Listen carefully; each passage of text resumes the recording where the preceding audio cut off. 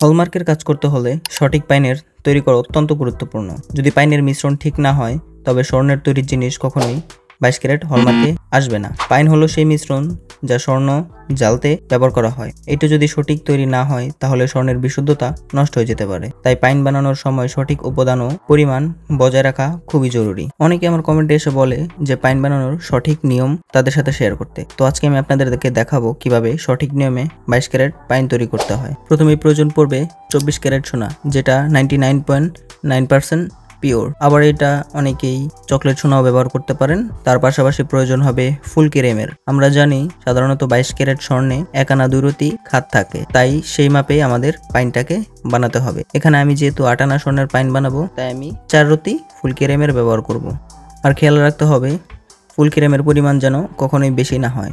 যদি বেশি হয়ে যায় তাহলে হলমার্কে নাও আসতে পারে।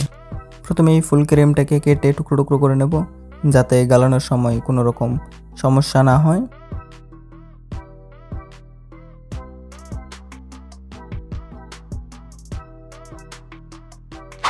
তারপর স্বর্ণটাকেও একটু গুঁড়ো করে নেব, কারণ এগুলো বড় বড় থাকলে গইরাতে দিলে গালাতে অসুবিধা হতে পারে, তাই এগুলোকে একটু গুঁড়ো গুঁড়ো করে নেব।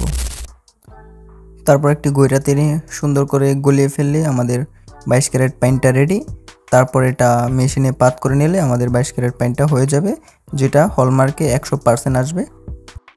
তো আমি আমার পাইনটাকে গলিয়ে নিচ্ছি। গলিয়ে নেওয়া হয়ে গেলে আমি ঢালনিতে ঢেলে নেব, যাতে পাত করতে সুবিধা হয়।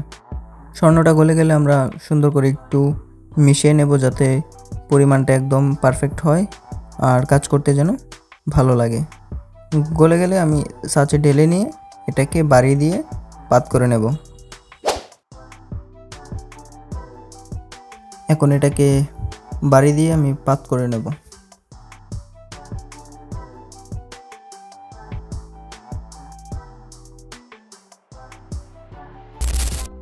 সাবধানতার সাথে মেশিনে আমরা পাতলা করে নেব আমাদের প্রয়োজন অনুযায়ী। অনেকেই আছে যারা একটু ভারী পাইন দিয়ে কাজ করে, আবার অনেকে আছে যারা একটু পাতলা পাইন দিয়ে কাজ করে, তাই এটা খেয়াল রাখতে হবে।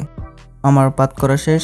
এখন আমার পাইনটা পুরোপুরি রেডি কাজের জন্য, আর এটা 100% 22 ক্যারেট পাইন।